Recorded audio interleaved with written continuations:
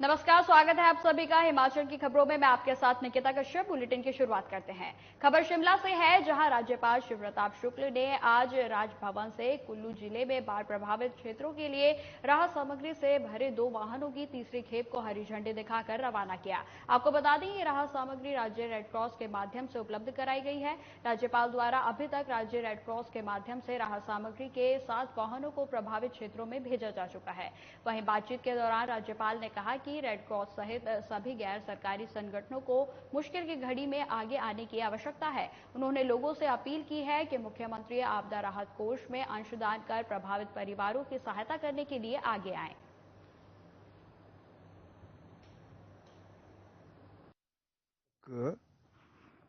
हम लोगों ने 7 गाड़ियां भेज चुके हैं यहां से, राजभवन से।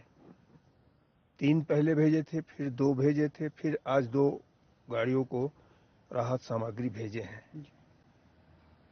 मेरा यह मानना है कि जो भी हम राहत सामग्री भेज रहे हैं, बहुत उपयुक्त लोगों को, जिनको मिलनी चाहिए, उन्हीं को प्रशासन के लोग स्थानीय स्तर पर दे रहे हैं। मंडी में हम जब गए थे तो एक स्थान पर, जिले में तो एक स्थान पर तो मैं स्वयं जाकर के दिया था और वहां के लोग भी थे। स्थिति अब धीरे धीरे काफी सुधरी है, लेकिन हम ये मान करके चल रहे हैं कि कुल्लू और जगहों की स्थिति आज भी थोड़ी ठीक नहीं है। अब खबर शिमला से है, जहां सीएम सुखविंदर सिंह सुक्खू की सादगी आज एक बार फिर देखने को मिली, जब वो सुबह 9 बजे अपने सरकारी आवास ओक ओवर से सचिवालय पैदल ही पहुंच गए। इस दौरान उनके साथ ना कोई सरकारी गाड़ी और ना ही सुरक्षा का कोई बड़ा तामझाम था। इस दौरान रास्ते में सीएम ने आम लोगों के साथ बातचीत भी की और स्कूल के बच्चों से जा रहे उन बच्चों से उन्होंने पढ़ाई के बारे में भी जानकारी ली। हालांकि मौके पर सीएम के साथ सीएम के प्रधान सलाहकार नरेश चौहान मौजूद थे। वहीं सचिवालय पहुंचने के बाद सीएम सुखविंदर सिंह सुक्खू ने आपदा प्रभावित जिलों के उपायुक्तों से बातचीत की और उनके जिलों में चल रहे राहत और बचाव कार्यों का फीडबैक भी लिया।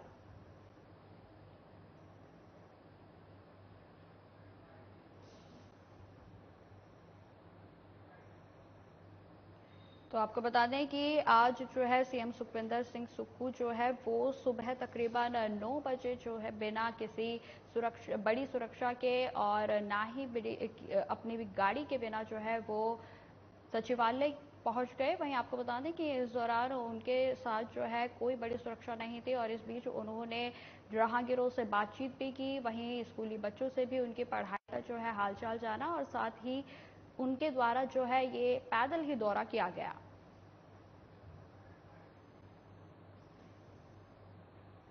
शिमला में सीएम सुखविंदर सिंह सुक्खू ने सोमवार देर शाम मुख्यमंत्री सुख आश्रय योजना की समीक्षा की और योजना के तहत पात्र अनाथ बच्चों के फॉर्म शीघ्र भरने की आवश्यकता पर भी बल दिया, ताकि समय पर उन्हें इस योजना के लाभ प्रदान किए जा सके।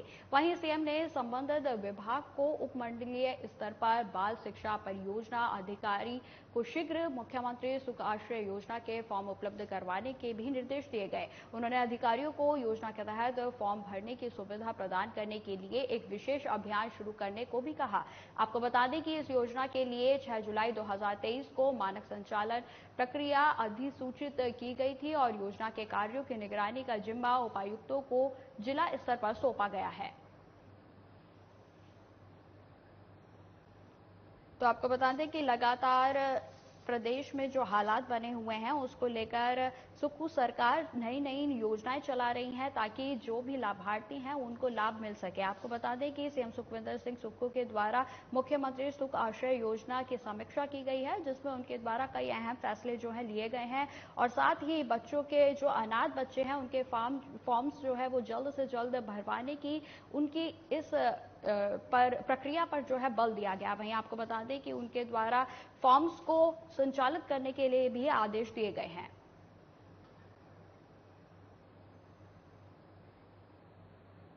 हिमाचल बीजेपी महिला मोर्चा की महिलाएं आपदा प्रभावितों को 23 लाख रुपए की लागत से आई राहत सामग्री बांटेंगी। आपको बता दें, सोलन में बीजेपी महिला मोर्चा की प्रदेश अध्यक्ष ऋषिमधर सूद की अध्यक्षता में ये राहत सामग्री पैक हो रही है और पूरे हिमाचल प्रदेश में महिला मोर्चा द्वारा आपदा प्रभावितों तक पहुंचाई जाएगी। इसको लेकर बीजेपी महिला मोर्चा की प्रदेश अध्यक्ष ने बताया कि लव एंड केयर संस्था की ओर से हिमाचल में आपदाग्रस्त लोगों को 23 लाख की लागत से राहत सामग्री दी जाएगी, जिसे सोलन से समूचे हिमाचल में पैक करके भेजा जा रहा है। इतनी बड़ी त्रासदी हिमाचल प्रदेश में कभी किसी ने कल्पना भी नहीं की थी कि ऐसी कोई त्रासदी हिमाचल प्रदेश में बारिशों के द्वारा होगी। और इस देवभूमि में ऐसा कहर जो बरपा है वो अपने आप में एक सिरहन पैदा करने वाला है। और हम महिला होने के नाते महिला मोर्चा भारतीय जनता पार्टी जो है वो सदैव जब भी कोई त्रासदी होती है उसमें नंबर 1 पे खड़ा होकर समाज के लिए काम करता है। और हमें खुशी है कि महिला मोर्चा को लव एंड केयर मिशन के द्वारा जो उनके पूजनीय गुरुजी हैं उनके द्वारा हमको चुना गया है इस रिलीफ को जो है वो जनता तक पहुंचाने के लिए। खबर कुल्लू से है, जहां पूर्व मंत्री गोविंद सिंह ठाकुर का बड़ा बयान सामने आया है। इस दौरान पूर्व मंत्री ने कहा कि प्राकृतिक आपदा के समय सरकार और प्रशासन को संयम के साथ कार्य करना चाहिए, परंतु वो नहीं हो रहा है। स्थानीय लोग डर के साए में जिंदगी जी रहे हैं और अपने आप को स्वयं सुरक्षित कर रहे हैं। उन्होंने कहा कि केंद्र सरकार की तरफ से लगभग 400 करोड़ रुपए की सहायता राशि प्रदेश सरकार को दी गई है, लेकिन प्रदेश सरकार उस राशि को प्रभावित परिवारों तक पहुंचाने में नाकाम हो रही है। इसी के साथ गोविंद सिंह ठाकुर ने कहा कि भारत सरकार के माध्यम से राष्ट्रीय राजमार्गों का कार्य युद्ध स्तर पर किया जा रहा है, जबकि सुकुल सरकार अभी तक सड़कों को बहाल कराने में भी असमर्थ दिखाई दे रही है।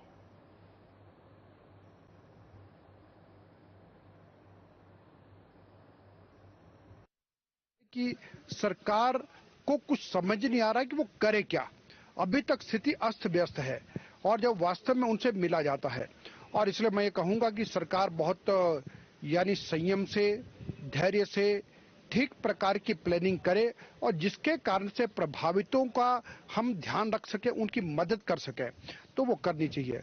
और साथ में अभी तो प्रदेश की सरकार को भारत सरकार के माध्यम से, भारत के प्रधानमंत्री नरेंद्र मोदी जी के माध्यम से लगभग 400 करोड़ रुपए की राशि इनको दी है। मौसमी तबाही से उबर रहे हिमाचल प्रदेश में मौसम एक बार फिर तांडव मचा सकता है। सोमवार को कुल्लू में क्लाउड बर्स्ट हुआ है। अभी तो मौसम विभाग के अनुसार आगे भी इस तरह की घटनाएं होने की संभावनाएं जताई जा रही हैं। मौसम के लिहाज से अगले 48 घंटे प्रदेश भर में भारी साबित हो सकते हैं। ऐसे में मौसम विभाग की ओर से प्रदेश में ऑरेंज अलर्ट भी जारी किया गया है। वहीं मानसून का सिलसिला प्रदेश में जारी रहने का अनुमान है और 21 तारीख तक प्रदेश में भारी बारिश की संभावनाएं जताई गई हैं। वहीं आपको बता दें कि प्रदेश के 7 से 8 जिलों में भारी बारिश के साथ बादल फटने और फ्लैश फ्लड जैसे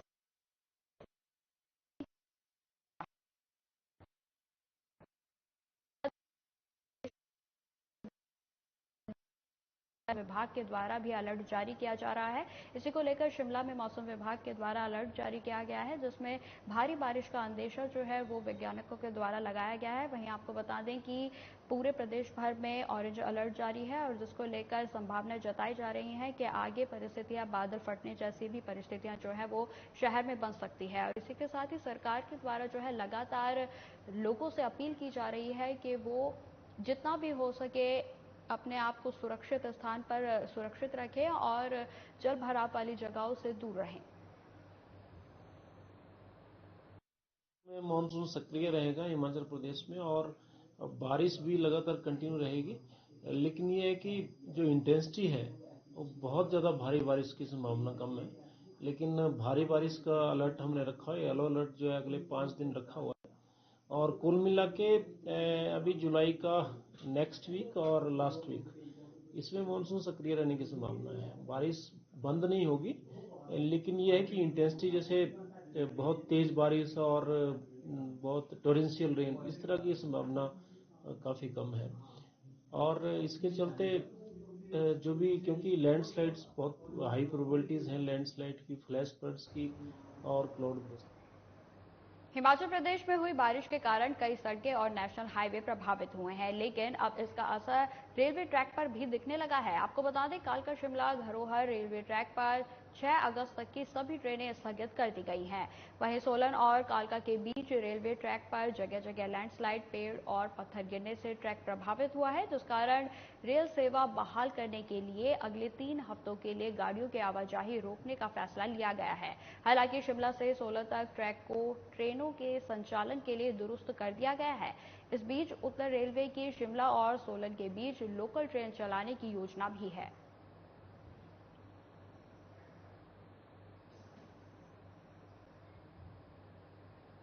धर्मशाला में जैन महासंघ हिमाचल प्रदेश और बीजेपी मंडल धर्मशाला के कार्यकर्ताओं ने कर्नाटक में जैन मुनि की निर्मम हत्या करने के संदर्भ में उपायुक्त के माध्यम से देश के प्रधानमंत्री नरेंद्र मोदी को ज्ञापन दिया और हत्यारों के खिलाफ कड़ी से कड़ी कार्रवाई करने की मांग को भी उठाया गया। वे आपको बता दें कि इस मौके पर न केवल जैन महासंघ हिमाचल प्रदेश के सदस्य बल्कि ओबीसी, एससी, एसटी समुदाय के लोग भी शामिल थे। जैन मुनि की निर्मम हत्या के बाद सभी समुदायों के लोगों में रोष देखने को मिल रहा था। वहीं जैन महासंघ के सदस्य आशीष कुमार जैन ने कहा कि मामले की जांच एनआईए से करवाई जाए।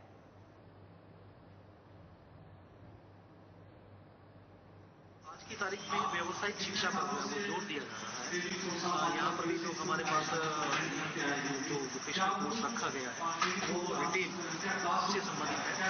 यहाँ पर हम उनसे बात करेंगे कि बच्चों को आपने रिटेल से संबंधित जो है वो कैसे इंडस्ट्री एक्सपोजर कराना है, कैसे उनकी कैरियर ऑप्शंस बतानी है, कैसे कैसे करके हम बच्चों को व्यावसायिक शिक्षा की तरफ जो है वो जोड़ेंगे। क्योंकि आज की तारीख में सरकारी नौकरियां प्राप्त करना ही जो है एक लक्ष्य नहीं रखा गया है।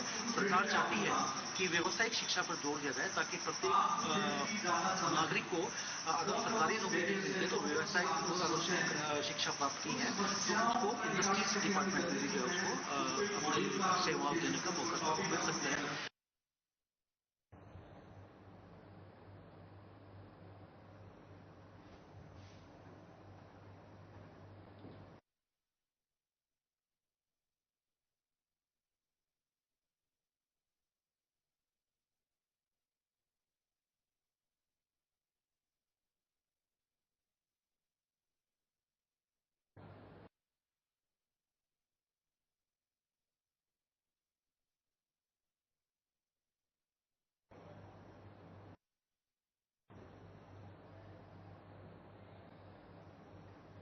धर्मशाला में जैन महासंघ हिमाचल प्रदेश और बीजेपी मंडल धर्मशाला के कार्यकर्ताओं ने कर्नाटक में जैन मुनि की निर्मम हत्या करने के संदर्भ में उपायुक्त के माध्यम से देश के प्रधानमंत्री नरेंद्र मोदी को ज्ञापन दिया और हत्यारों के खिलाफ कड़ी से कड़ी कार्रवाई करने की मांग उठाई गई है। इस मौके पर न केवल जैन महासंघ हिमाचल प्रदेश के सदस्य बल्कि ओबीसी, एससी, एसटी समुदाय के भी लोग शामिल थे। वहीं आपको बता दें, जैन मुनि की निर्मम हत्या के बाद सभी समुदायों के लोगों में रोष देखने को मिल रहा था। वहीं जैन महासंघ के सदस्य आशीष कुमार जैन ने कहा कि मामले की जांच एनआईए से करवाई जाए।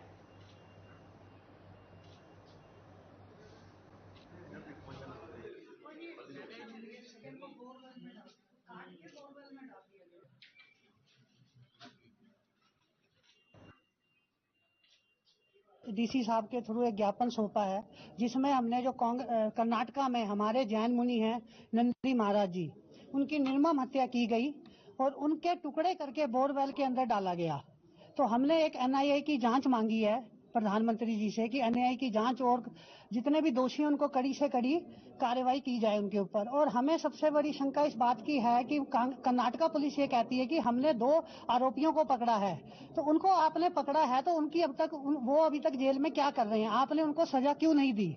इसके विरोध में पूरा जैन समुदाय और अन्य समुदाय मिलकर पूरे देश भर में इसका आंदोलन चला, आज भी चल रहा है। तो हमें इस बात की शंका है कि एक तो सबसे बड़ी दिक्कत इस बात की है कि ये निर्मम हत्या जो है कांग्रेस की ही सरकार में क्यों होती है। पहले ये हत्या चंबा में की गई, उसके बाद अब ये हत्या कर्नाटका में हुई। जहां भी कांग्रेस की सरकार बनती है वहां इस तरह की हत्या की जाती है। तो क्या कांग्रेस की सरकार जो है वो इन हत्याओं को बढ़ावा देने के लिए अपनी सरकार बनाती है? अब खबर नाहन से है, जहां समग्र शिक्षा के तहत राज्य स्तरीय वोकेशनल अध्यापकों का 5 दिवसीय सेमिनार का आयोजन डाइट संस्थान में किया गया। इस दौरान सरकारी स्कूलों में कार्यरत वोकेशनल अध्यापकों को वोकेशनल शिक्षक के टिप्स भी दिए जा रहे हैं। वहीं आपको बता दें कि आयोजन में 58 वोकेशनल शिक्षक हिस्सा ले रहे हैं। इसको लेकर डाइट संस्थान के प्रधानाचार्य राजीव ठाकुर ने बताया कि स्कूली छुट्टियों के चलते ये शिविर आयोजित किया गया है, ताकि वोकेशनल अध्यापक भी ताजा जानकारी से अपडेट हो सके। वहीं उन्होंने बताया कि ये राज्य स्तरीय प्रशिक्षण इसलिए आयोजित किया जा रहा है ताकि वोकेशनल विषयों को स्कूलों में और अधिक लोकप्रिय बनाया जा सके और स्कूली बच्चे इन विषयों से लाभ उठाकर स्वरोजगार की ओर भी जा सकें।